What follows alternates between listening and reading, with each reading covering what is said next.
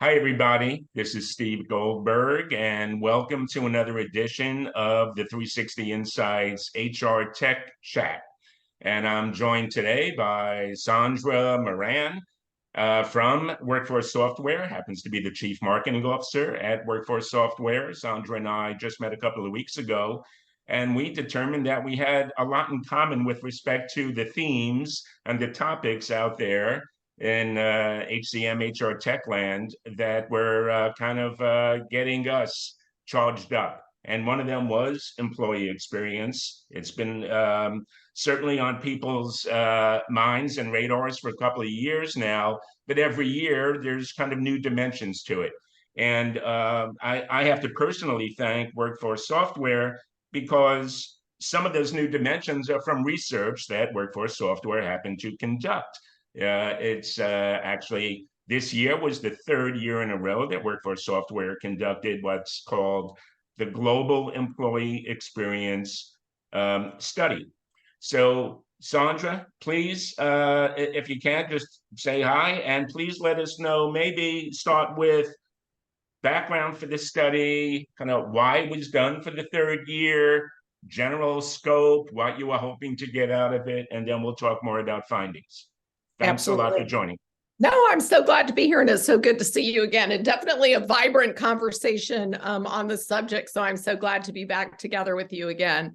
So our business is Deskless Workers. Workforce Software primarily works with very large global employers in manufacturing, in logistics, in pharma, in retail, in organizations with large Deskless workforces, and in service to our customers and in our own desire to know more about this. We started this study really 3 years ago. And the first year that we conducted it in 21, we were in the height of work being completely disrupted. And of course, the individuals that were keeping us all safe and secure in our houses, they were still out there in the workforce. So that early divide between corporate employees and the people that have to perform their work or perform most of their work in person really drove us to research whether or not we were meeting employees' expectation, what was important to them, what did they value. And in the study, we looked at both sides, not only what employers felt that they were delivering, but what employees felt their employers were delivering to them with regard to employee experience. So it was that desire to better understand this topic that led us to start the study. Thanks for the background, Sandra. And I did read some of the findings. And to me, one of the main ones that stood out was almost like a paradox. And I think, right off the bat, what I'm referring to, the paradox being, both employee and employer view it as something very important, view the employee experience as something very important. We know Abraham Maslow many years ago talked about self-actualization and why that's important to people, and self-esteem, how that translates into engagement, retention, productivity, etc. So most people buy into that, but yet there was still major points of, let's say, divergence. So maybe you could speak to that. Absolutely. So the first year that we set out to do the study, it became, not intentionally, but after the fact, nicknamed inside the company as the Employee Experience Gap Study. And that's because the first year, we every year we've surveyed a little bit over 3,000 individuals, and we've been fortunate to get feedback from around the world. Let me just set the context. And about half of the respondents being deskless workers and half of the respondents being employers from the employer side, either managers who were responsible for delivering a great experience to their employees or corporate employees and organizations. And in 21, the aha gotcha moment was that employers rated themselves in every category that had a significant impact to employees. Do you have the training that you need to be successful in your job? Is your employer flexible? Are they helping you deal with personal circumstances in your life? Do they get valuable feedback from you? We looked through a variety of topics that are considered important to employee experience. And what we found is employers were giving themselves, 88s, 92, 98, and their employees were feeling considerably different about that on every category. So again, it became nicknamed the gap study, and it was because employers were like, of course, 98% of the time, we help our employees with the training that they need. And employers were saying that, and employees were saying something quite different. 60% of them felt that they had what they need. Absolutely. The second year that we conducted the study, what we found was the gap completely closed, nearly completely closed, again, in almost every one of these categories. But Steve, the headline was it closed because employers realized they were actually not delivering. So the gap closed, but the opportunity to really implement changes that were meaningful to employees, they just realized they weren't doing it. Yeah. And the headline of this year, and we just completed the study, the headline this year is "The Gap Remains Closed." But on the issues that were most important, like, do you actually offer flexible scheduling that enables me to get greater work-life balance? It gives me more control. On those topics, the importance to employees for those experience aspects raised dramatically. So I'll just look so that I'm saying the right thing. So in 2001, employees said, 59%, does my employer help me with scheduling flexibility, with control? In 2023, that became 84% more important to employees. So the gap is closed. They both realize they're not meeting the need. And at the same time, employees are continuing to pour on how critically important this is to them. One, when they're selecting an employer, and two, when they're deciding to stay with an employer. Really fascinating. And when we met for the first time at the HR Tech conference, I mentioned that I think it was 6-7 years ago, I published my first article on the employee experience. And that article, and I think I kind of walked you through my 30-second 5-pillar employee experience or superior employee experience framework. And I just want to do kind of a rewind or a refresh on that and get your perspective on that and see to what extent the study findings were kind of aligned with it. So the 5 pillars of a superior employee experience, according to what I came up with 5 years ago, and I'm sticking with it. The first one is the recognition it's a universal need of all employees, an intrinsic need to do meaningful work, feel valued. And I know the word value or feeling valued came up in your study, so we can come back to that. Meaningful work, feeling valued, and be productive. Yes, all employees want to be productive. The day goes a lot more quickly, as we know. The second pillar is employees need a line of sight into how their skills are going to be developed, right? And to the extent that there's a career path, that they're seeing how the employees are supporting that. The third pillar is the perception of fairness, right? Fairness and the flexibility dimension comes in there, right? If a colleague, a coworker is getting a lot of, prime choice shifts to work, and I'm not, there's not a perception of fairness, right? The fourth one is pretty fundamental. I want my employer to really value total well-being, my total well-being, physical, mental, etc. And the fifth one is that the tools that I'm using, so put it in the context of a deskless worker, putting in their hours, swapping a shift. The tools that I'm using have to enhance my productivity, not be a roadblock, not impede my productivity. So I know that when I first shared this with you, it seemed to resonate. So what say you about the findings and whether or not I need to modify those? Are there any other kind of foundational pillars that I need to be considering? I think I'll say when we talked about them, I absolutely agree with them. But what I'll say is the way that you think about those impacting corporate employees versus deskless employees might make them take on a slightly different dimension.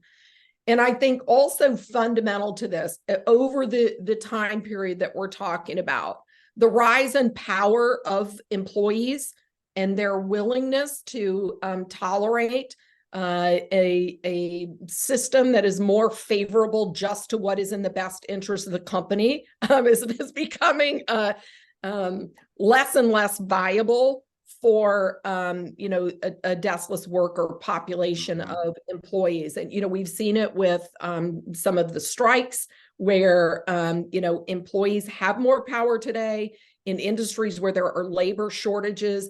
The need to address these issues in a way that is suited to the deskless worker needs to come into frame. So no longer is it okay to have a one size fits all or to just service the needs of your corporate employees, where things like, what is my career progression and how are you investing? In some cases, these are critical issues to specific employees in that population. In some cases, it really isn't. They may be working in this job and they chose this job because what's most important to them is work-life balance. They want to be done at 5 o'clock. They want to do a great job at work. And so I think what you have to start thinking about is, how do you adapt those pillars of critical importance in employee experience to the population, and not just the population of workers, but down to the individual?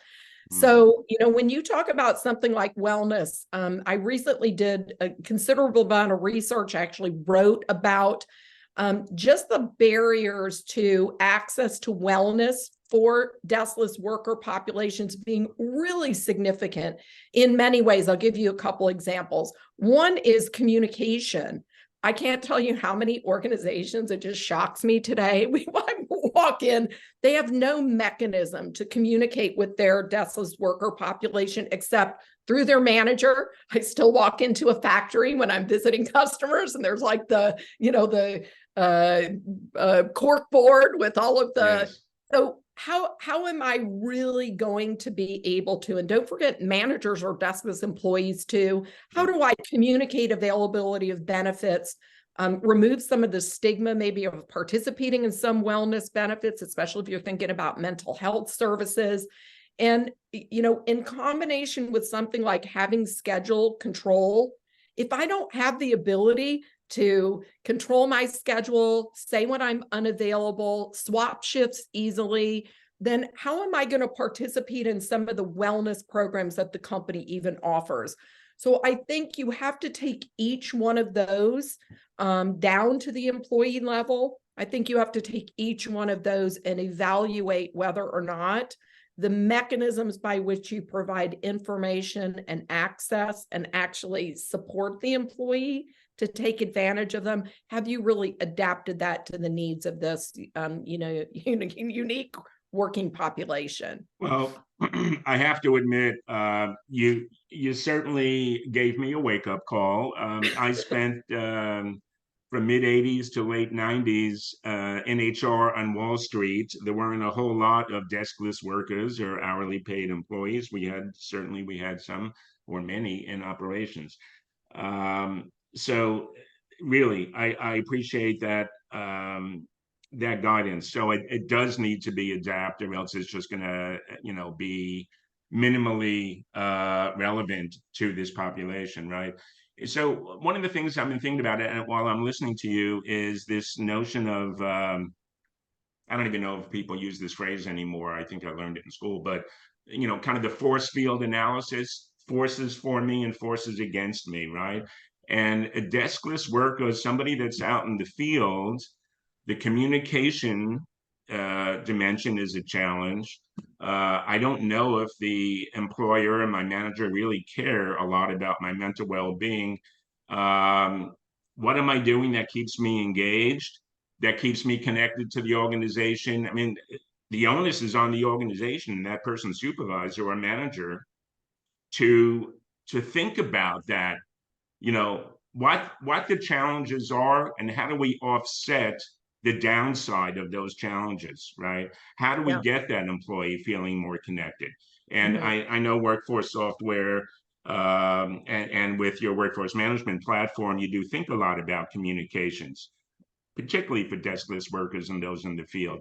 So when you think about that kind of forces for you, forces against you, how do you make up for the more extreme challenges that are faced by deskless workers, particularly those in the field? How do you make up for it? Yeah, well, I think number one is that we already own the technology, and most employees already have the technology in their hand. So today, I think we really are, we have the technology at our hands, and we have the ability to use technology to dramatically improve the employee's experience.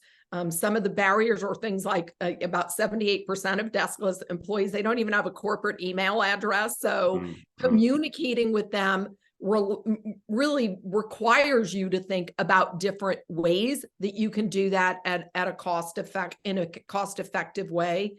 I think the other thing is when you look at large populations of employees, in order to enable experiences that are meaningful, we have to think beyond the once a year feedback survey. We really have to think about whether or not we're able to gather and then act upon feedback that we get from employees in a rapid enough cycle that they feel heard. So it's Yeah. one thing to Yeah. ask me my opinion, honestly, and you probably know this. If you ask me what my opinion is and you don't do anything about it, Absolutely. you probably Absolutely. shouldn't have even asked me anyway. Yeah. So I think, again, from a technology perspective, we have the ability to trigger communications that are based on what's happening in the life of the employee, put the power of that into the hands of their manager so that they can actually act upon it. And I'll give you an example. What do I mean, like triggered by work events? You could have an employee that has worked multiple overtime shifts in a row. And if I'm saving for a house, I could be like, yes, Steve, please, hey, any shift, I'm Yes. in for it.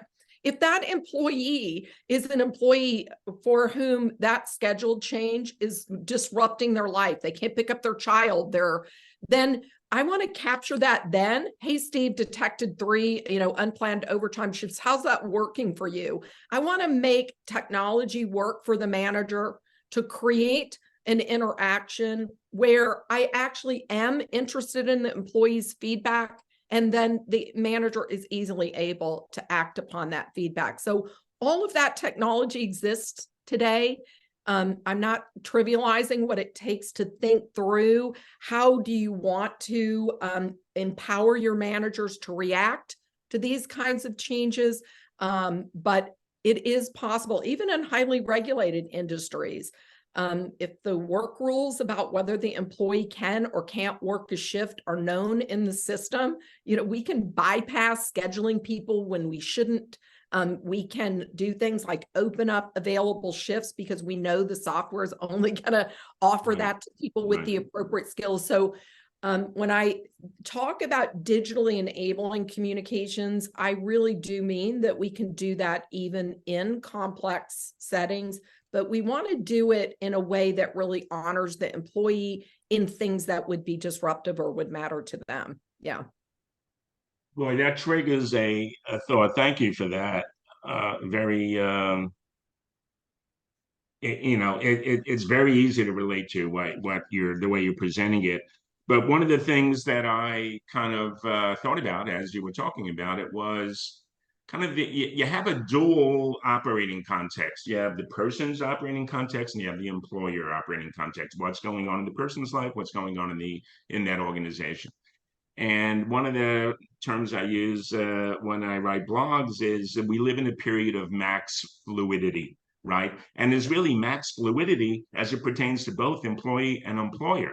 And if you have a lot of fluidity and change, and some of that is unpredictable in my life, in the operating context of the organization, maybe business plans and priorities are changing, then I believe there's even more of a reason, a more compelling reason for the organization to make sure they close the loop between, you know, what do they get out of continuous listening via surveys or anything else? What are they finding out?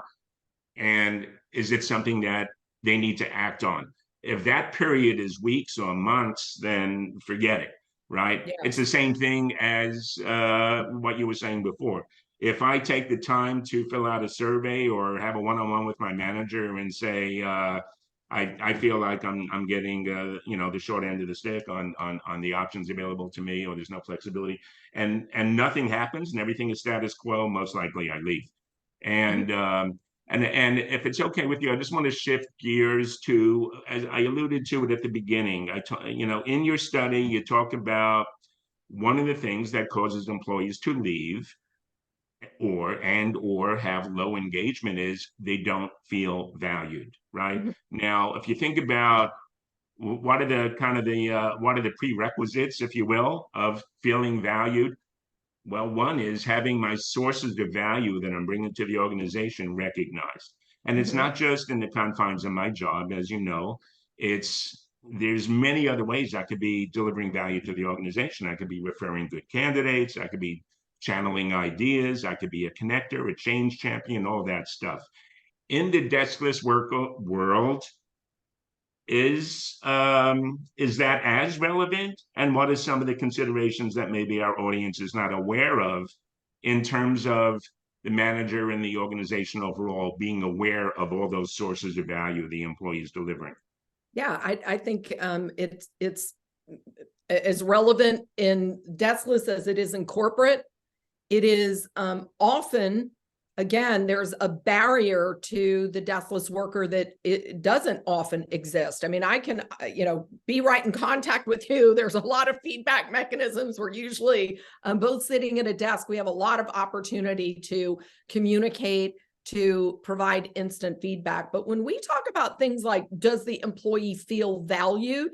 I think that is like, that's a verb. It's not a feedback survey. It is Right. actually making me feel valued. And if you look at the shift in population diversity, by 2025, 75+% of the employee population are going to be digital natives.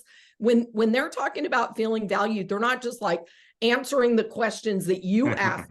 They actually want to have input. They want to feel valued, that you're not just dictating to them how they're going to do work, that they actually have a say, that they have input into how things can be improved that they're being asked to do. And just that one thing, you told me to do this, you gave me an operating procedure. Did you know I didn't even get 3 of the parts that you told me I have to use for this? There's all kinds of frustrations in a worker's life. How do they know who to contact? How do they even have a mechanism by which they can provide that feedback? I really do mean that feeling valued and having a voice means not just these 10 survey questions, but that you are including me in the process around Yes. how work gets performed. If I provide feedback, I'm recognized for making something Hmm. better. And again, I think technology can play an incredibly valuable role in connecting the individual to the person asking them to do work, can create a mechanism by which people are communicating together. We have a client that digitized their communications, and their employees took it in completely different directions. That's funny. They created little competitions. Yeah. They took ideas from the companies, made them better, sent them back. The employees felt valued because it really became part of the fabric of how the company Yes. thought about Yeah. tapping that expert. Who knows better how to do Totally. that job than the person doing it? And what the barriers maybe that the company doesn't even know about that exist to them doing that.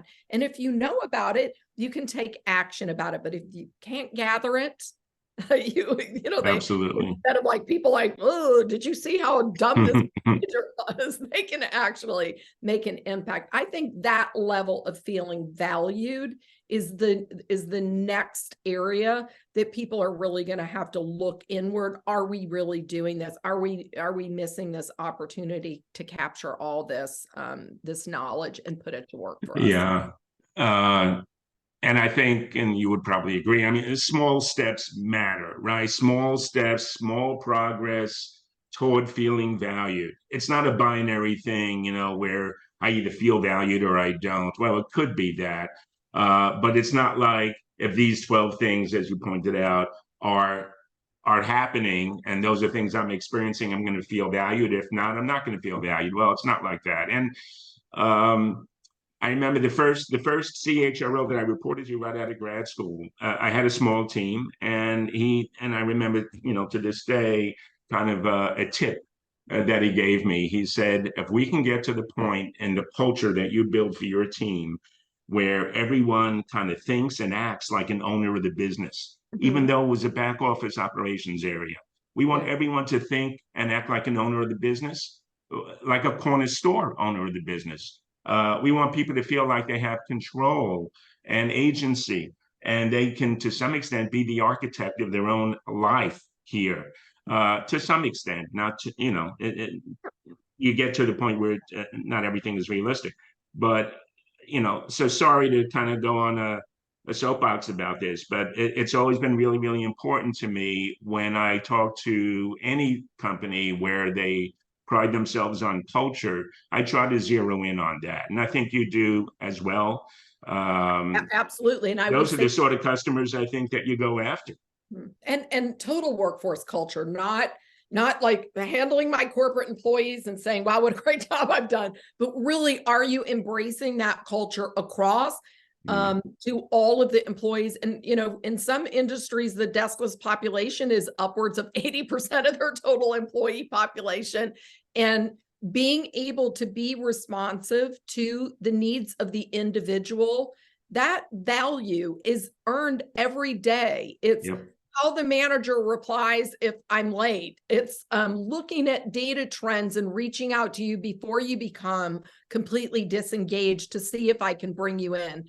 You may be unaware of, I mean, we'd have an employee that's all the time, everything's great. And all of a sudden we see this trend. What better way to say you're valued than to reach out and say, like, what can I do? It could be Yes. something that they have not brought to you. So feeling valued, creating connections, those are earned in all of the moments that managers have between the employees.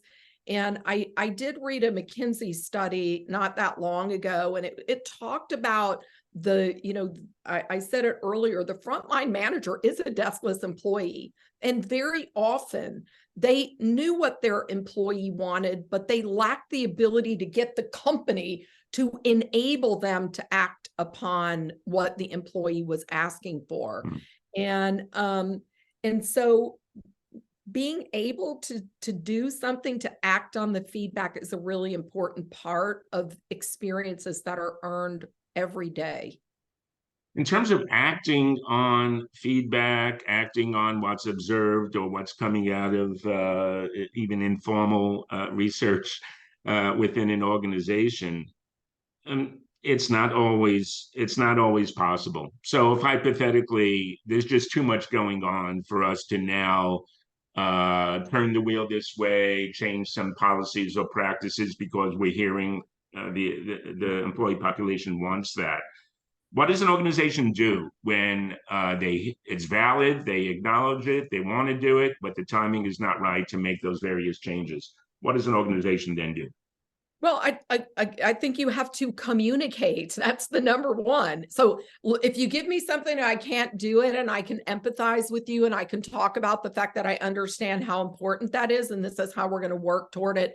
Again, it's sort of the worst thing if you ask me and then you don't do anything about it. Even if you're not able to do something about it today, I think acknowledging that you've received that feedback and talk about what are the barriers to doing that, but with the commitment that you are going to work toward creating an experience that's meaningful to the employee.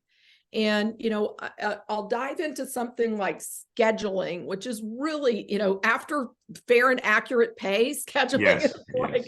and for the deskless employee, control and say in their schedule is become what hybrid work is to us. It's like, no, I want to have some of that flexibility. I want to have some of that in my life too.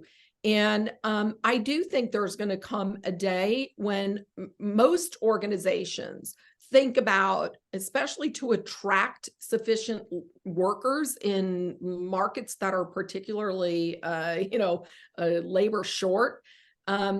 I think scheduling, offering flexibility for employees, thinking about taking a traditional schedule and breaking it into different components will be more the norm. Would you be willing to work if it was, a schedule that was more tuned to your work-life balance, or you had some predictability, or you had some control in it? I think someday that is going to be the norm. And I think organizations that are capable of delivering those kinds of personalized experiences sooner are the ones that are going to be able to differentiate themselves and win in the war for talent today, versus being forced into it someday where it is no longer a differentiator for you. So I think understanding what are the most important aspects of experience for that employee, not just the employee population, and being able to find this balance between what the company needs and what the employee wants, so that it's a win, is the direction that people need to go. And, I think here it is, 3 years of this study. Employers know that they're not delivering the experience that their employees want. In the meantime, they want it even more. Those who move from understanding, wow, I can't do it, to action are going to be the winning organizations in the future. So, I hope the study is enlightening to people. I hope organizations, because people that are in HR, we got into HR because we love people. We want to impact their life. Yes. The technology is there to ensure that employers' needs are met and the employee wants are delivered. And so it's time to act. And those needs, interests, and goals, we're trying to balance needs, interests, and goals of employee and employer. They might be changing on both sides, on one or both sides. What employee is going to have the same exact needs, interests, and goals for 10 years? Very few. Yes. So that's where I think AI or Gen AI is going to be able to personalize based on a fluid operating context. At least I'm optimistic about that. We'll start to see that more in the deskless worker population. So in closing, what might you expect if the study is conducted again next year? What's one thing that you expect that might be different than you found this year? Well, let me say what I hope it is. And that is that more organizations have moved to close the gap, because we are considerably beyond awareness at this point. Many employers have realized exactly what you're talking about. I've asked you for this, but you have yet to deliver. So I'm going to close with, I hope it is that the gap is closed, because employers are really recognizing that employees want to say, they want, not just training, but access to training just in time through their mobile device. They really want to have a deep and meaningful connection with their employer. They want to be paid fairly. They want input and control in their life. So I do think we're there with technology. That's the optimistic part. And I think it's just definitely time to act. So that's what I hope I see in the study next year. I cannot top that. And this has just been such an amazing talk to me personally, because I'm still learning after all these years in and around HR, HCM, and HR tech. I'm still learning. And that's why I like to interact with folks like you, because I keep learning. So thanks a lot. Really appreciate you joining our HR tech chat from 360 Insights, and see you again at the next industry event. You stay well. Absolutely. Thank you. Take Bye. care, Sandra.